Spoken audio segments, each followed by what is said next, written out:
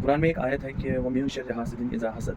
Almost हर किसी को ये पता ही होगा क्योंकि नमाज़ में भी हम लोग ये पढ़ते हैं। सूरह फलक है, कुरान का सेकंड लास्ट सूरा है और उस सूरह फलक की लास्ट आयत है वो मिन शर्रि हासिदिन इज़ा हसद। ऑलमोस्ट हर किसी को इसका मतलब भी पता होगा। मतलब ये है कि मैं अल्लाह की पनाह लेता हूँ और पनाह इस रिगार्डिंग लेता हूँ कि हसद करने वालों के हसद से। नाउ द क्वेश्चन इज़ अल्लाह नोज़ कि उनको पता है कि इंसान एक दूसरे का ज़िद रखता है, एक दूसरे का हसद रखता है। इसीलिए तो उन्होंने ये सूरा रखा है हमारे लिए कि जब भी इंसान कोई ऐसी प्रॉब्लम फेस करे तो आप इसे पढ़ सकते हो। Now here is the part and the part is कि हम इस हसद को नेगेटिव लेते हैं। नेगेटिव इन द सेंस कि हम सोचते हैं यार मैंने उसका क्या कहा है, पता नहीं क्यों मेरा हसद रख रहा है वो, या क्यों मेरा ज़िद है इतना उसको। लेकिन नहीं, थिंक पॉजिटिव। पॉजिटिव इस वे में कि I will give you a simple example so that it will be clear. Suppose आप रास्ते में चल रहे हो और आपको कोई भिखारी मिल जाता है, कोई बेगर मिल जाता है। आपको उस पे तरस आएगा या आप उससे हसद करोगे? ऑब्वियसली इट्स कॉमन सेंस कि मतलब आपको उस पे तरस आएगा, आप उससे क्या हसद करोगे? उसके पास है ही क्या हसद करने लायक?